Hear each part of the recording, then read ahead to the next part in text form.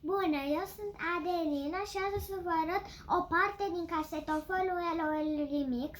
Cam așa arată toate părțile. Haideți să desfacem. Am reușit să-l desfac. Haideți să vedem ce înăuntru. Primul lucru, am găsit instrucțiunile. Al doilea este casetofonul. O parte din el este unde pui CD-ul, iar uitați și păpușa.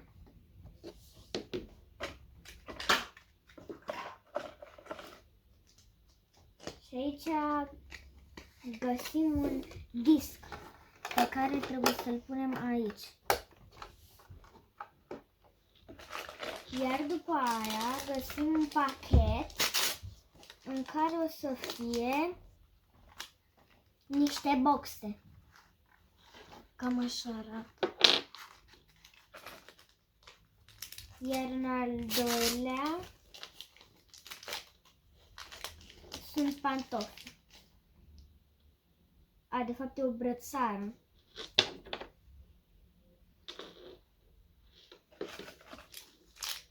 În al treilea,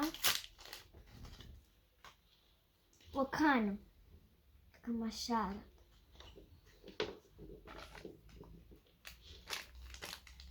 În al patrulea găsim haină.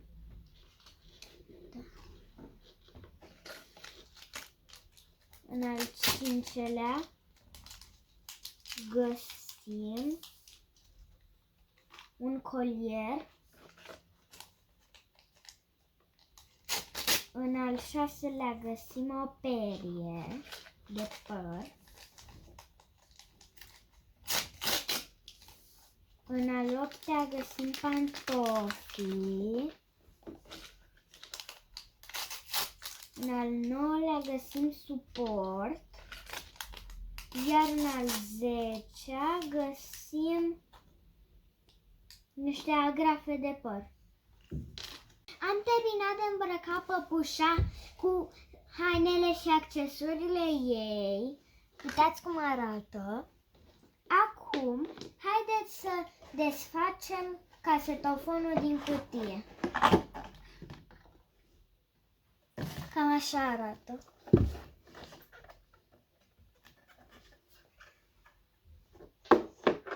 Acum trebuie să punem această parte sub această. Apoi o închidem și am terminat. Mulțumesc că ați vizionat, la revedere!